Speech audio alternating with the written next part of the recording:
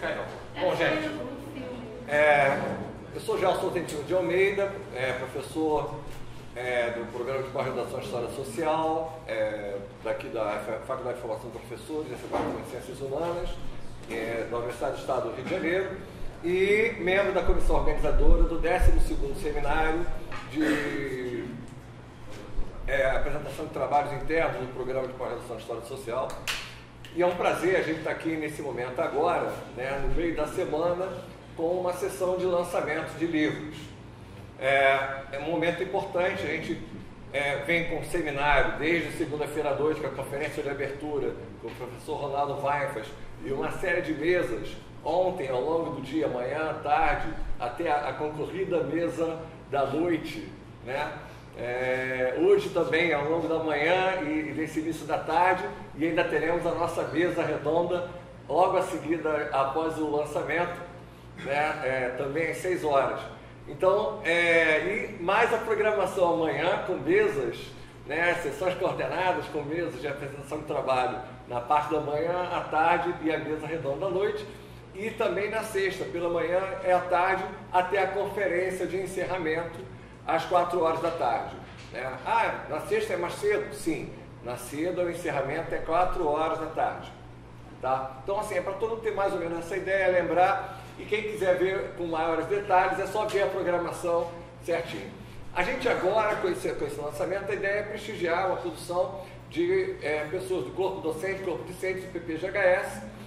Infelizmente, 2 professoras que estavam programadas tiveram um problema de saúde, um imprevisto, e não puderam estar presentes aqui agora, a professora Brenda Carranza e a professora Joana Bahia. Então, gostaria de pedir desculpas em nome delas, amanhã provavelmente elas estarão presentes,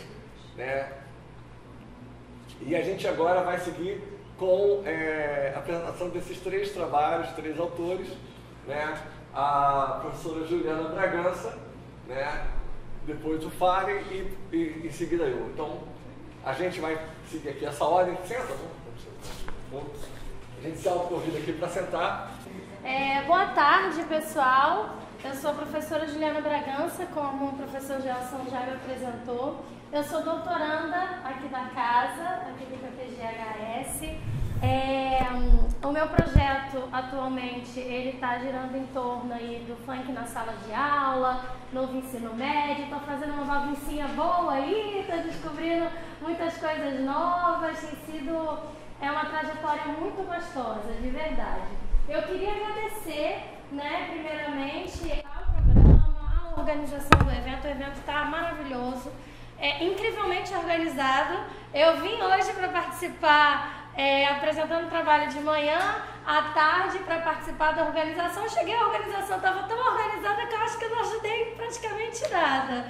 E agora à noite, para o lançamento de livro, eu gostaria de agradecer principalmente a professora Cida, que foi com quem eu tive esse primeiro contato. Poxa, será que eu posso fazer um lançamento, levar meus livros e tal? E a professora Cida prontamente, claro, vamos articular. E aí os outros professores já vieram também com a ideia. Então, não poderia começar a minha fala sem agradecimento. Então, muito obrigada. Falando especificamente do livro, eu vou ser mais breve possível.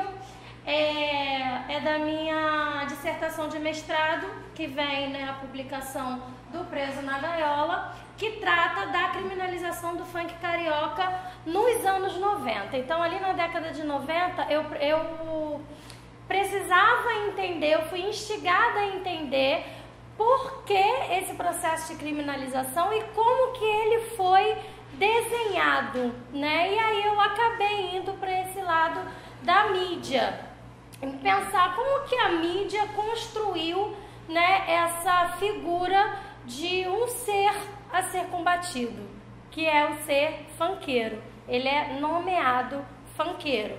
Então, eu peguei o recorte dessa década no Jornal do Brasil, fiz um levantamento de fontes, foi chato pra caramba, Deus me livre. Saí, gente, queria ter uma equipe para trabalhar comigo, ia botar o povo todo para levantar fonte. Deixa eu só analisar, gente, negócio de levantar fonte, que dor de cabeça.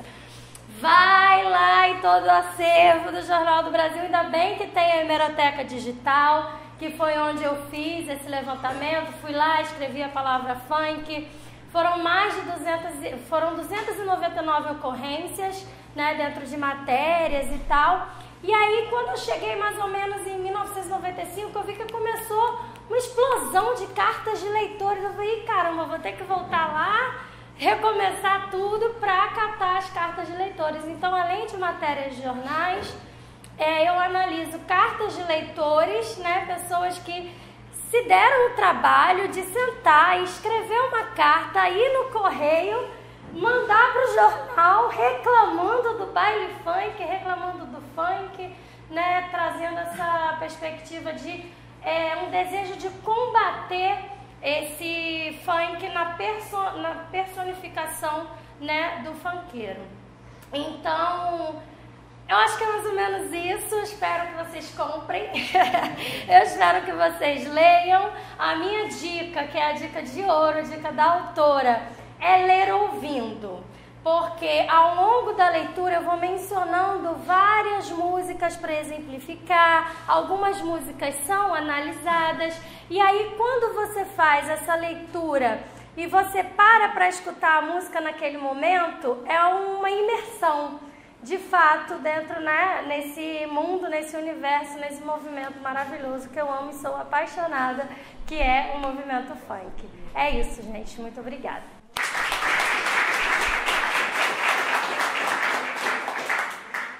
Eu sou o Farlen, sou aluno da casa desde 2013, fiz minha graduação aqui na FFP em História.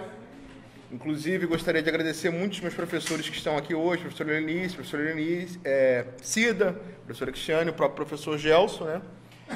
E a professora Joana, que não veio, é minha orientadora, mas sou aluno da casa desde a graduação. E o livro que eu trouxe para vocês aqui hoje é o Tata Tinquice da Molocô, né? Tancredo da Silva Pinto, Clivagens e Disputas no Campo Umbandista do Rio de Janeiro. Ele é fruto da minha dissertação de mestrado que foi feita aqui na casa, né? Eu iniciei o mestrado em 2018, defendi no dia 30 de março de 2020, ali no auge quando a pandemia estava iniciando, né? Gostaria de agradecer o convite, né, que foi me feito pela professora Joana, pela comissão organizadora. Felizmente ela não pode estar aqui. O livro surge, né, a pesquisa a partir de uma ideia da professora Joana. Inclusive, no livro dela, O Rio de Iemanjá, ela também trataria um pouco desse personagem, que é o Tata Tancredo da Silva Pinto. Eu vou falar um pouquinho para vocês do livro. Eu dividi minha pesquisa em 3 capítulos, né? No primeiro capítulo, eu busquei desconstruir essa ideia de um fundador da Umbanda e de que Zélio de Moraes seria esse fundador da Umbanda aqui em São Gonçalo, né? Eu faço um trabalho de fontes. Vou lá em 1975 e observo que ali é criado um mito de origem da Umbanda, no capítulo 1, e que esse mito de origem da Umbanda, eu trabalho com a ideia de Umbandas, é importante dizer isso, para mim não tem uma Umbanda, eu tenho diferentes concepções de Umbanda, e que em 1975 surge um mito de origem que eleva a figura de Zélio de Moraes, né, e da Umbanda branca. Só que esse mito de origem ele joga para baixo, né, um monte de outras figuras que foram importantes para a história da Umbanda. Figuras negras, mulheres, né, outras linhas de Umbanda. E aí eu vou observar que em 1975 a gente tem essa criação desse mito, só que esse mito tem uma origem lá em 1941, porque a Umbanda sofre uma perseguição grande ali no Estado Novo, né?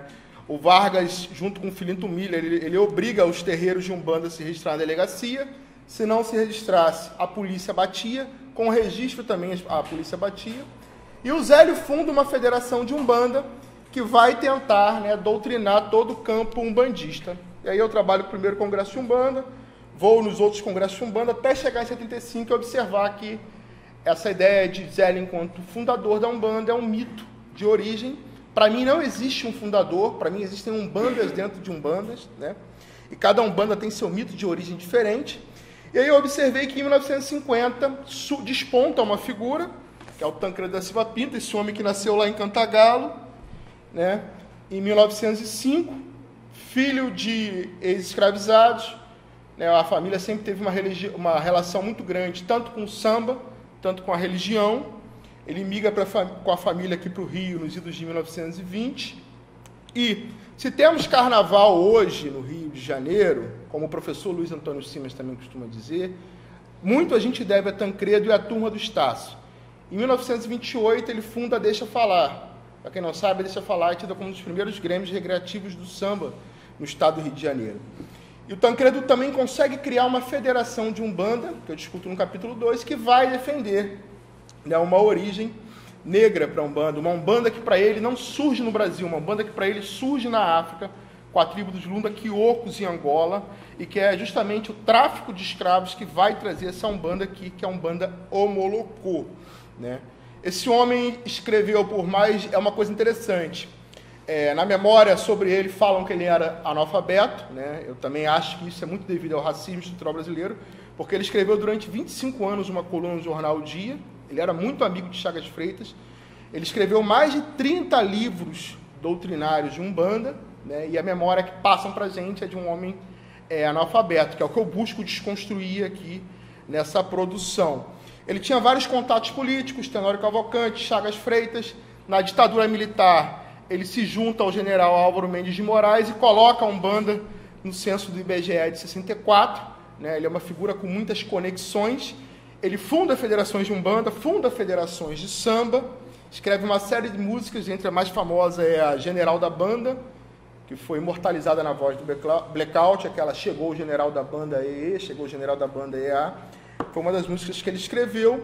E no capítulo 3, né, eu busco interpretar como esse homem pensava a Umbanda. Né? E aí eu trabalho com toda uma bibliografia decolonial, um referencial calcado nas fontes do jornal O Dia, nos livros doutrinários dele, e uma entrevista que ele deixou sobre a história da vida dele. Né? Eu procuro analisar essas fontes para entender quem foi Tancredo da Silva Pinto e a importância dele. Recentemente, eu fiz uma live com o professor Luiz Antônio Simas e com o Mário Filho de São Paulo. Foi justamente para discutir essa figura, né, que para mim é uma figura seminal para a história da Umbanda. Eu agradeço a oportunidade e é isso, gente.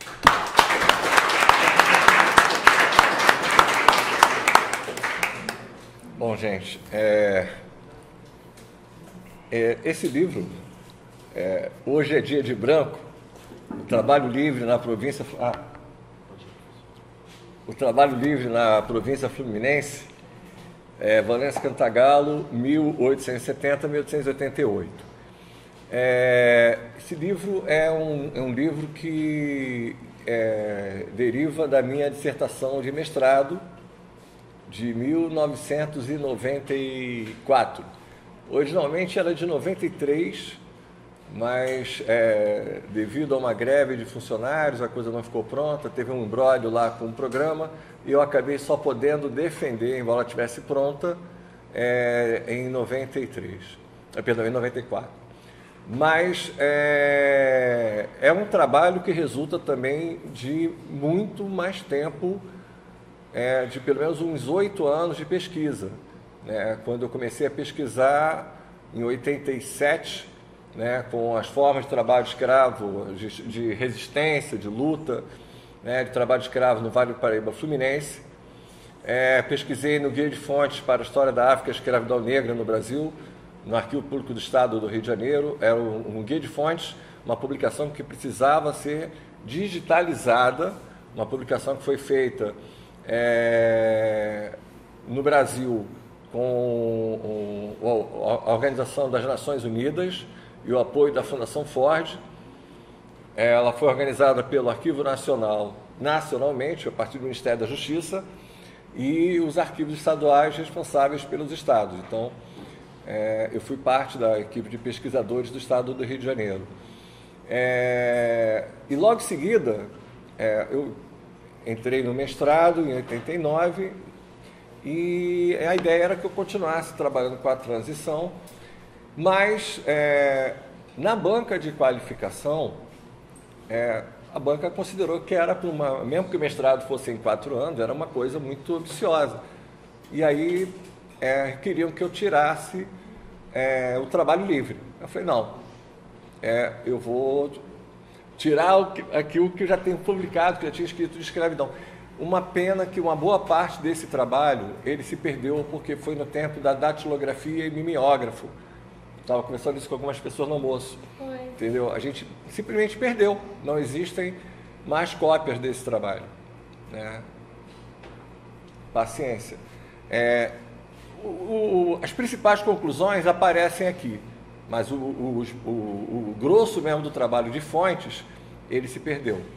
E aí é onde tem o porquê de publicação desse livro, embora tardio.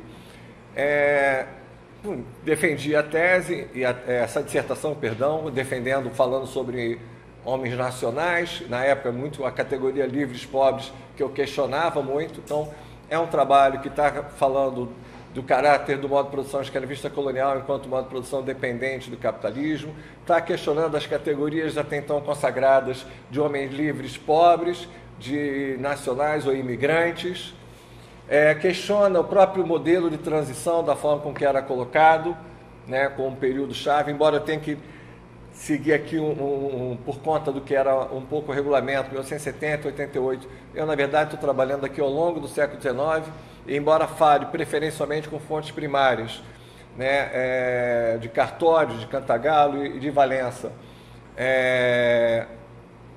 eu estou me estendendo para o conjunto da província fluminense, né? Então, foi um trabalho de fôlego, de muitos anos, que pretendeu, trabalhou com censos demográficos da existência do Império também, mostrando a população, tanto escrava quanto livre, quanto as diferentes nacionalidades dos municípios da província fluminense e das freguesias de Valença e Cantagalo, né? E aí mostrando algumas coisas que para mim foram muito importantes. A fronteira da cafeicultura fluminense ainda aberta no século XIX, portanto, sem falar do mito da decadência da cafeicultura, uma questão clara de como é que essa fronteira se move. Se eu perguntar para vocês qual era o município brasileiro que tinha maior produção de café em 1920. Alguém arrisca? Qual região de São Paulo que eu estou falando? Qual município? Oeste Paulista? Qual deles? Não, Santos é litoral. Pô, aí tá no Rio. É Itaperuna, no norte fluminense. Perto de Campo. Rio de Janeiro. É isso que eu estou sacaneando. Todo mundo ia chutar o Vale do Paraíba. Porque as pessoas vão... Nem Vale Paraíba, é pegadinha, porque há uma expansão paulista da cafeicultura no oeste, né? E aí se cria o mito de que você tem uma racionalidade capitalista, uma modernização. E aí aqui eu mostro também que você tem fronteira agrícola em expansão, você tem modernização. Você tem modernização da cafeicultura com maquinário a partir da década de 80, né? Então, na dissertação original tem as fotos desse maquinário, Lydia Wood, de 1885. Infelizmente, para essa versão impressa, não foi possível incluir os mapas, as plantas das fazendas, os sitiantes, nem as fotos, porque você ficaria aqui com um custo de mais de R$200, em torno de R$200, então seria algo proibitivo, né? Não tinha como.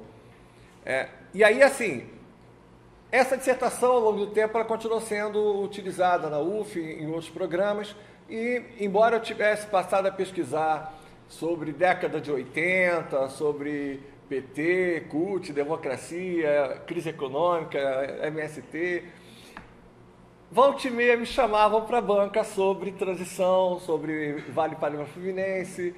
E aí, nesses trabalhos, sempre me perguntavam, mas a tua dissertação não está impressa, não foi publicada? E aí, não. Enfim, a coisa foi passando, eu fui publicando outros trabalhos e ela ficou. Um grande amigo, infelizmente, precocemente nos deixou, foi o Ricardo Salles, vivia insistindo muito comigo. Ele era um dos que me chamava, volta e meia, para a banca. E teve muita coisa mesmo, quando eu parei de pesquisar com o século XIX, passei para ele, tem coisa que eu passei sobre fontes, sobre Guerra do Paraguai, enfim, está lá, tem os agradecimentos nos livros deles, e tem coisa que eu passei que a gente conversava desde aquela época. Eu falei, eu não vou mais trabalhar. Eu queria, por exemplo, eu tinha uma vontade grande de escrever um livro sobre os voluntários da pátria, né? E aí eu passei esse material todo para o Ricardo, que acabou escrevendo um grande livro sobre a Guerra do Paraguai. Melhor do que eu teria feito, com certeza. Mas nessa história, ele falou, Gelson, vou publicar esse livro. Aí eu falei, tá bom, você escreve o prefácio. Ele, tá bom. E aí, nesse tá bom, ele foi empurrando, não, vou fazer. Ele encontrava comigo, não esqueci não. E aí ficou doente. E aí veio a falecer. E aí acabou que eu resolvi publicar o livro a si mesmo e sem o prefácio. Conto brevemente essa história. Fiz o que foi possível para transformar um trabalho que foi originalmente de datilografia e depois, ainda no tempo do DOS, né, o DOS, com carta certa, para poder digitalizar, transformar isso tudo em Word e poder fazer a editoração e publicar. Então, assim, ele permanece atual, ele permanece realmente com um trabalho de fontes bastante significativo e, dentro do possível, pela vastidão e complexidade do tema, com uma escrita relativamente enxuta, né? Então, assim, eu tentei não ser prolixo, tentar fazer aquilo que é o principal, essencial, né? Menos é mais, para que desse conta do principal. E tem um caráter importante também, que isso muita gente de Valença pedia para eu publicar, né? Porque grande parte das fontes que estão aqui citadas, dos cartórios de Valença, não existem mais. Conta a história da cidade.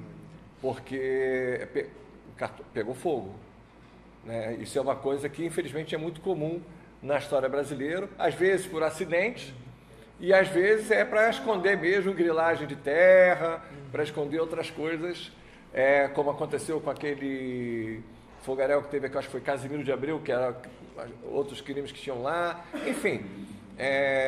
Como eu pesquisei em boa parte desses arquivos todos do Rio de Janeiro, em quase todos os arquivos e quase todas as cidades do Rio, posso dizer para vocês que um dos lugares onde você tem os maiores malfeitos são dentro do cartório e quase sempre se busca de alguma forma um instrumento que vise legitimar ou legalizar esses malfeitos.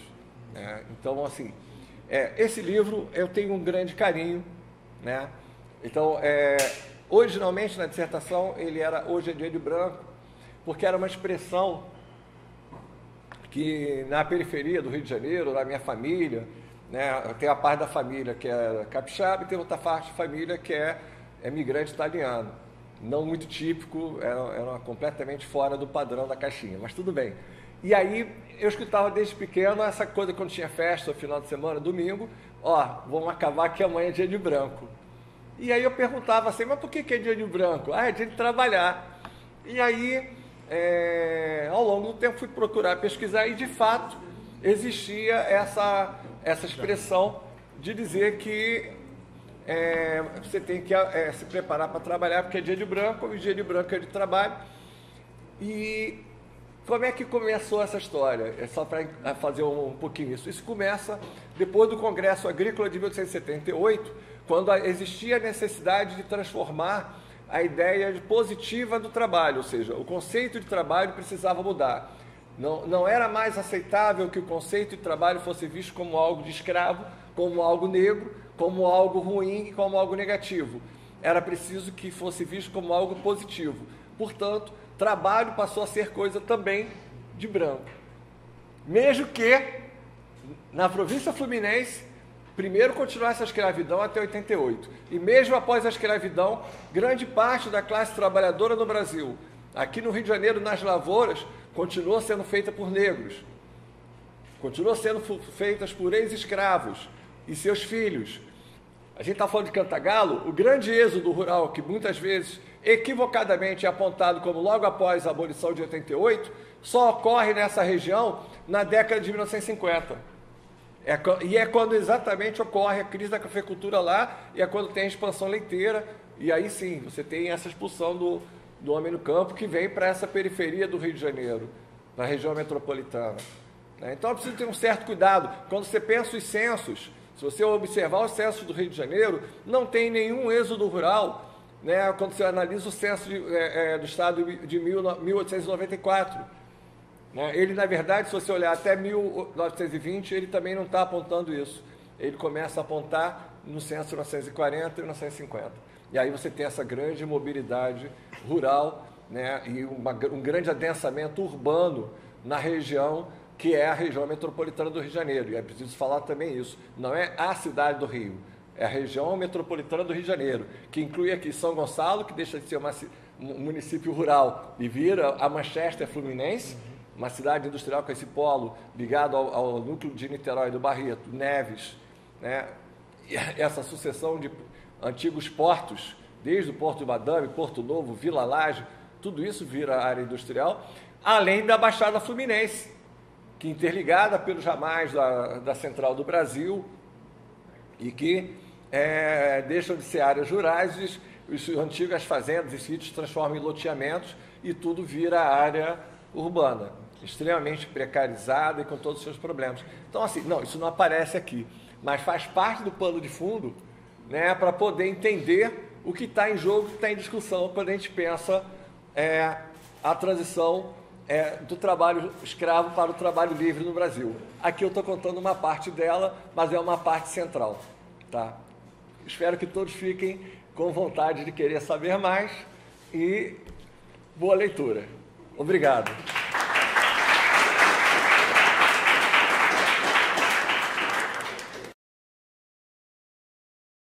Eu perguntei por que Preso na Gaiola. Aí ela me explicou. Sim, o título vem de uma música, né, que surgiu dentro dessa minha pesquisa. Surgiu não, ela apareceu para mim, né? É uma música que ela só tá no YouTube, não tenho ela no Spotify, eu tenho ela em arquivo pessoal também. E o refrão dela é: a nossa juventude hoje chora, porque o funk está preso na gaiola. Se a nossa justiça for fiel, dê liberdade pra ele voar pro céu. Então esse refrão, ele me pegou muito, que eu falei, é impressionante a arte, a música, né? Ela conseguiu condensar tanta coisa que eu tinha vontade de falar. E aí por isso eu peguei um trecho da música, transformei no título da dissertação de mestrado e uma pergunta: por que o funk está preso na gaiola? E é essa pergunta norteadora do meu trabalho. E aí para o livro ficou só o Preso na Gaiola. E aí essa é a história do título. A Umbanda era mais forte no Rio de Janeiro, estou falando como leitor, né, de trabalho, inclusive leitor de tabela de Joana.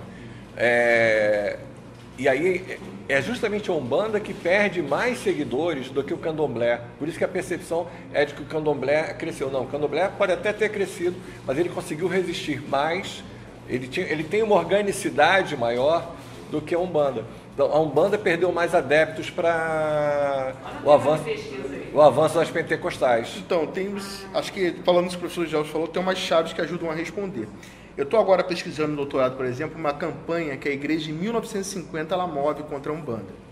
A igreja em 50 perde, entre aspas, aquele apoio, católica, perde, entre aspas, aquele apoio do Estado, né? E aí o Dom Jaime Câmara, que está aqui como arcebispo do Rio, a Joana até fala disso também no livro dela, ele olha o censo e observa o seguinte: a Umbanda cresceu demais. O Tancredo, na década de 60, ele bota 100 mil pessoas no estádio do Maracanã, num evento chamado Você Sabe o que é Macumba. A igreja vai usando dados do censo e vai mostrando que só na capital do Rio tinham 30 mil terreiros de Umbanda, só afiliados à Federação do Tancredo.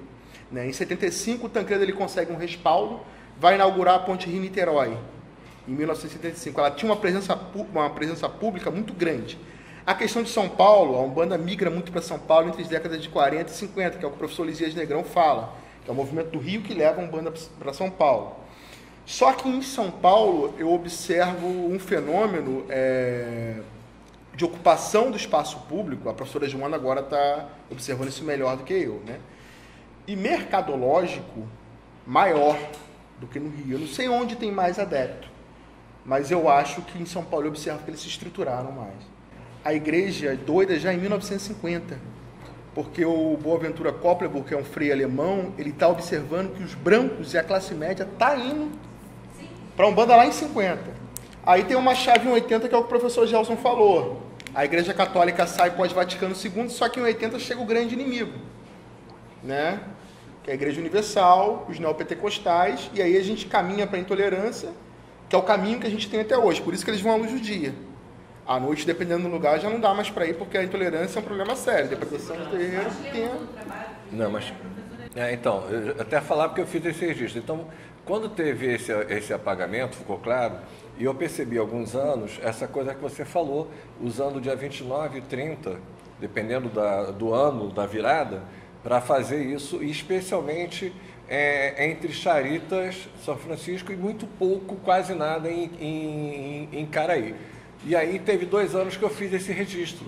Eu vim fotografando e filmando à noite, acompanhando essas festas, essas celebrações pela Umbanda, Candomblé, na praia, nessa orla de Niterói, né?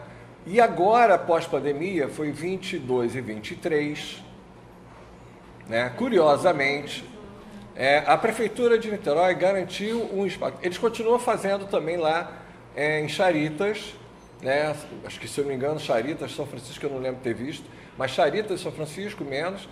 Mas teve um espaço especial que a Prefeitura de Niterói garantiu na praia de Caraí para fazer, na véspera, que é esse espaço, inclusive com lojinhas. Então você tem um comércio voltado já para isso, ou seja, todo o empreendimento percebendo o nicho de mercado, né, e a oportunidade que aquilo tem, tanto para quem é adepto, para quem é da religião, quem é simpatizante, né, e para aqueles que querem também ver o evento em si. Porque além das pessoas que estavam lá para cultuar, tinha aquelas outras pessoas que estavam lá para admirar, né? Então, assim... Eu achei muito bacana. E isso parece que veio para ficar. Eu não sei... Escondidos, e vieram para a praia de Caraí, para a região central do bairro da Zona Sul, com um palquinho... Mas isso com a prefeitura. A gente vai para a prefeitura, mas é interessante que o poder público dê espaço. Sim. Novamente, Garanta. né? E um espaço, assim, importante da cidade. E a segurança, né? Ó, Valéria Helenice. De que Umbanda estamos falando? Oi? De que Umbanda estamos falando? Eu, no meu caso, no meu trabalho, eu trabalho com o Omolocô, né? A Omolocô não parece, gente, mas em São Gonçalo, terra da Umbanda Branca, a professora Camila está levantando isso para a tese dela, a Omolocô é fortíssima em São Gonçalo. A Omolocô é uma Umbanda que ela olha mais para os orixás, né? Você tem um trabalho mais ligado a uma concepção mais afro da Umbanda, né? Você tem quase que uma feitura no Omolocô. Mas eu acho que eles estão falando não é nem de uma linha de Umbanda específica, porque a gente tem geral, né? Porque dentro da Omolocô hoje também tem a classe média, tem os negros também, tem a classe média, tem as pessoas... e a professora Joana faz um levantamento belíssimo disso no livro dela, no livro O Rio de Iemanjá, que ela mostra essa ocupação das praias, né? E ela apresenta que o Tancredo, antes de morrer, o Tancredo morre em 79, um ano antes dele morrer, ele já tinha sacado quem era, talvez, o Edir Macedo, ele processa o Edir Macedo. Se eu não me engano, em 78, ali no final da década de 70, ele processa o Edir Macedo justamente pela questão da intolerância que a Universal está movendo.